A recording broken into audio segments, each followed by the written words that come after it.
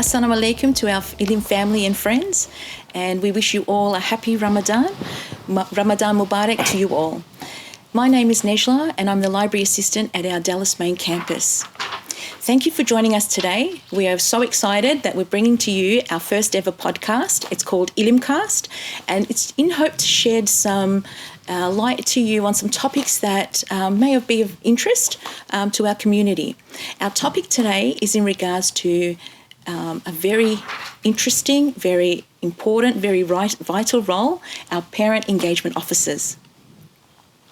We have two special guests with us today to help us provide an insight on what it is to be a PEO and also how important it is, a role that they play between our parents, our students, our teachers and Ilim College as a whole.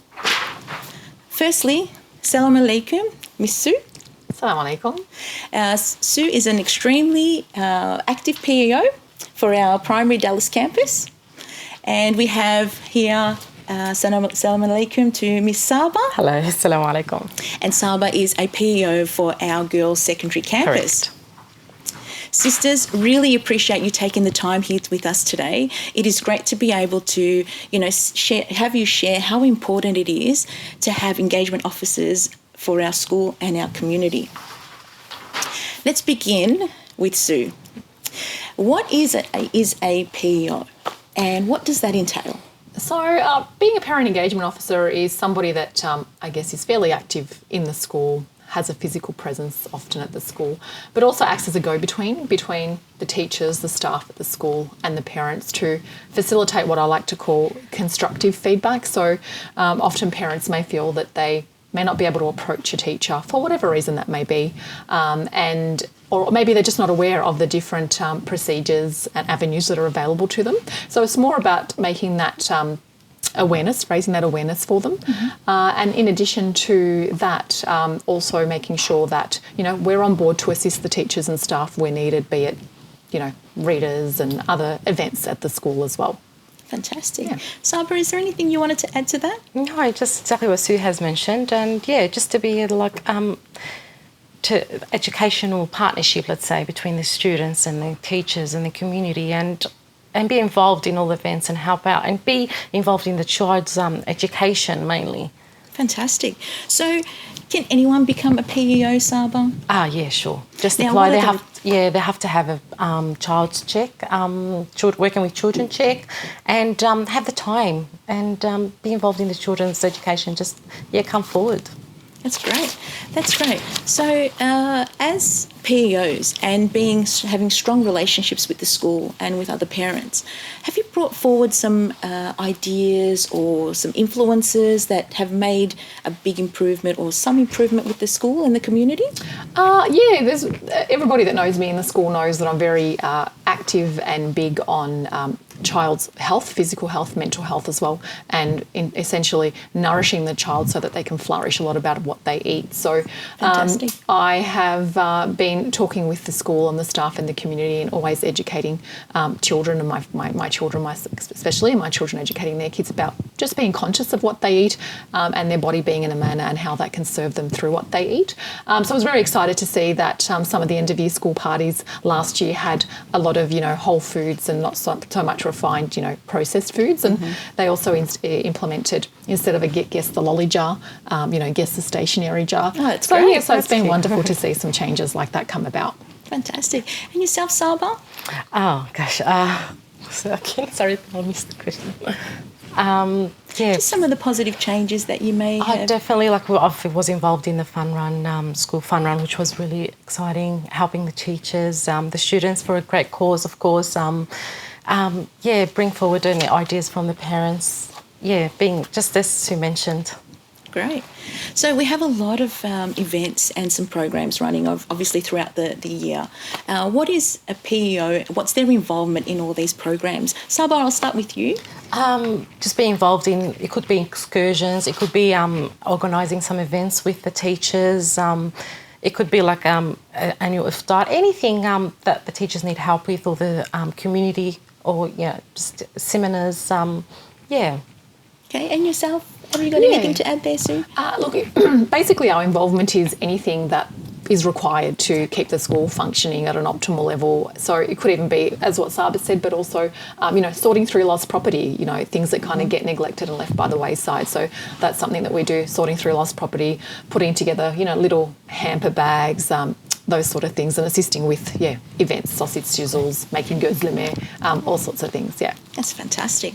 Some great. Well, we're lucky we've got some PEOs in our school there. Probably need some helping out in our library as well. In our current climate, our teachers and our staff are really suffering with not having that, that personal interaction with our students, and I'm sure the students are feeling the same.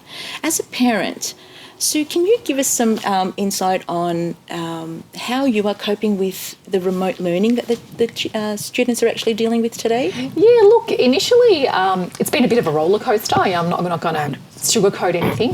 However, from the school's perspective, it's been amazing in terms of the resources that have come, the availability of the teachers, but also at home initially the first 2-3 days, as with anything, we're creatures of habit, so we're adjusting to the change. So the first couple of days I found were really challenging, but then from there on we've established a new routine, and it's going really, really well, I think.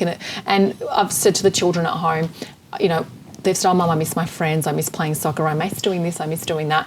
So just focusing on what you can do with the certain constraints, whether you do a Zoom session with your friends, can connect with them in ways. So just being a bit creative. And now that we're on the, couple of weeks into it, we're coping a lot better than what we were initially. That's great. It's great to hear. Now, being a first, if not for all of our parents, for majority of our parents, what advice could you give, Sabah, for the parents out there that are going through this challenging time? I know you have 4 children, yes, and I'm sure you'll run off your feet. Yes, but you seem to be coping really well with it. So if you could give us some insight and some tips on what the parents can actually do. As Sue said, it was overwhelming stress. We were all trying to focus on how to manage things. But first thing I've learned is to be relaxed, to take day by day as it comes. We can get it wrong, but that's okay. I mean, we're learning. I mean, we were thrown into this situation. It's not a fault of our own. So we're all into it together. So just take day by day. The teachers are there to support us, have the environment at home, try to stick, if they can't do it, it's fine. Let them move on to the next project or next assessment. They can't the next day. It's okay. Just take it day as a day comes and days goes, And the teachers are there to support. And they've been amazing, as Sue mentioned, from day one. That's fantastic to hear. Thank you, ladies. We may realise it now more than before, but why would you say it is important that we're so involved in our children's education? Well, it's very important to be involved in your children in their whole life, and education is obviously a great deal and takes up a lot of their lives. And just to be aware of what they're doing, have a connection point to chat to them. And I feel it's been a blessing and a silver lining with this remote learning, in that it's actually given me more awareness to what the kids are actually doing. Normally we'd come home from school and just chat a bit about the day, but now actually being involved in the remote learning, there's more insight. So it really creates more of a bond from school to home to child, and having a bit more of a talking point, which again just allows that relationship between parent and child to flourish even further. Fantastic. So Sue, you were talking about healthy eating. Yep. What advice can you give the parents and the students out there about Ramadan, and what type of things that we could be eating while we're breaking our fast in this period? Okay, so I'm pretty big on healthy eating. Essentially, what I teach my children is just to be conscious in everything that they do, and that's what Islam teaches us about, respecting our body. It isn't a manner, and how can we nourish our body better? So particularly in Ramadan, we're all expected to go for so long without food and water, we want to be choosing things that are going to sustain us. So, rather than choose a sandwich with white bread, which is just processed and not going to give us sustenance for the whole day, potentially looking at having, maybe a wholemeal bread or rye bread or something else with maybe a protein, some eggs or some, dates that Rasul Sallallahu Alaihi Wasallam used to do, break his fast on dates, and that's enough to give us sustenance and keeping hydrated. So really just being conscious in terms of the foods that you're choosing, and choosing foods to nourish so that you can flourish without just focusing on taste per se. And taking it easy on the sweets. I know a lot of people in Ramadan really go big on the sweets. Mashallah, we've got social distancing, and if you go to a Lebanese sweet shop, probably a Turkish sweet shop, there might be no social distancing there. But just think about what you're really doing in terms of what you're nourishing your body with. So, Sabah, I think we need to start swapping the white bread to wholemeal bread. To wholemeal bread and rye bread. I can go with rye. How were your kids breaking their fast this Ramadan? Just, dates, first thing. They start dates. They have a bit of soup and then they pray their maghrib and go back to, I try to stay healthy as possible. Bit of veggies, but then we get a lot of pastry. A lot of the cravings. Yes, definitely. Yeah, a lot of sambusik. Yes. Yeah, on the table. But alhamdulillah, they're doing well. Yeah. Oh, wonderful, wonderful. Okay, so I guess for us as Ilim College, it's really important that we continue to improve. And in order to improve, we need some of this feedback that we actually obtain from our PEOs, our very important PEOs. Having said that, how do you think Ilim College actually responded to the current climate and how we've sort of gone through with this remote learning and reaching out to you over the last few weeks? I have to say I was really, really pleased with how they've responded to it, particularly the fact that they took that forward step and didn't wait on, the Premier to implement the shutdown of the schools, and they actually were on the front foot forward. So that really gave me, as a parent, a lot of security and safety and happiness in that they were putting our children first, despite the very mixed messages that we were getting from the political leadership team. And I think, look, everybody's learning on their feet. So far the way that Ilim College has handled everything has been amazing. And, for those parents who may have been approaching me as a PO and might be venting or complaining, my feedback to them will always be just be fluid and transparent and honest and constructive, and go back to your teachers, go back to to contact points within Ilim College, because we're all in this together. At the end of the day, we're all here for the benefit of our students, and they're our children, and the teachers and the staff invest so much time, as do we. And that's the only way we're going to grow and learn. Absolutely, absolutely. Just to add on that, behind the scenes, I've seen what happens behind the scenes before all this remote learning was actually happening, and it's like a duck on water where, you're calm on top, but feet are just running 100 miles an hour. So it was fantastic to see that the school was able to have the program up and running so quickly. And it's great to hear that there are parents that really appreciate that, all the hard work that the teachers and the staff and leadership have actually done. So that's fantastic. Yeah. Are there any other things that you think that we could have done better, Sabah? To be honest, no. They've been just absolutely amazing. The response we've been being told upfront straight away. We've informed the teachers. I've been getting calls. I got calls from teachers, coordinators, even the principal, how things were going, how they can improve. So being informed and it's just been amazing. They've made it such an easy transition for us. To be able, like I said, it was really, stressful to be able, having to deal with homeschooling. But it wasn't homeschooling. Kids are doing it on their own. It's just being amazing, honestly. So what are some of the things that the kids are saying now? So are they appreciating school, being at school more? Yeah, they do. And also I've got half actually. Half saying, oh no, it's boring at home, we want to go back to school. I've got my other half saying, I prefer this learning, where they just stay in the PJs and homeschooling. Yeah, so it's been cool. So is there a difference between your children that are in primary school and your children that are in high school? How are the children in primary doing? Yeah, the high school, they're independent. They're on their own. They're doing the timetable. I don't see them till after 2:30. I check on them, but that's about it. Where my primary is more, now they're giving us the flexibility in Ramadan, which is fantastic. That was a very big deal. You don't have to go on the 9 o'clock and the 2 o'clock. So we can choose. So if the kids can sleep in, because it's just, check in and check out. So they do their work, go at 2 o'clock, hand in, send them away, and that's it. They're doing it on their own time, which has been fantastic.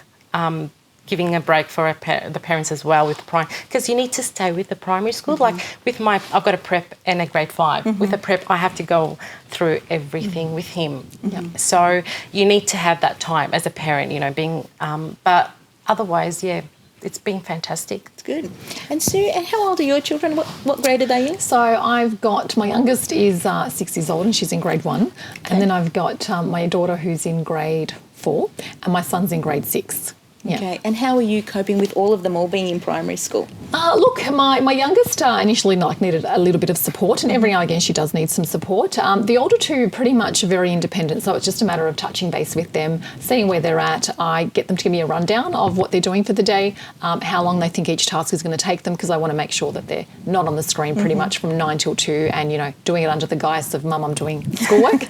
And then, my 6-year-old so much is pretty more interactive in there. But she was very excited yesterday. She got in the mail from her teacher a little Ramadan activities calendar book and a little badge that said Ramadan Mubarak, and she's been doing, mashallah, like fasting from sahur to like basically the whole day, and just getting that sort of stuff in the mail from the teachers is just beautiful. So yeah. It's I mean, I know the teachers are, again, as I said, the teachers are affected by this, and us as librarians, this library used to be filled with all the students coming in and reading their favourite books, and it's quite depressing to see that it's an empty library. It's just us, and it's doing some recording. I mean, we still get to have that interaction online, but it's not the same feeling as having those little kids running around and making it more enjoyable for us to be at work. So we really do miss them. We really, really do miss them. Do you have any other questions or any comments that you'd like to add to today's podcast? I just want to say, I just keep doing what you're doing, to the school. Thank you for everything that you have done. I appreciate the monstrosity of an effort that goes into doing what they've done in terms of the content of the remote learning. And whilst some parents may sit there and not be, I guess, so appreciative or somewhat frustrated, and look, we all get frustrated, and that's okay. As long as you're transparent and you're fluid and feed that back to your parents, to the school, then, we can work on making it better. But no, just thank you. It's been wonderful being part of a community that just is up on their feet and doing what the best that they can do.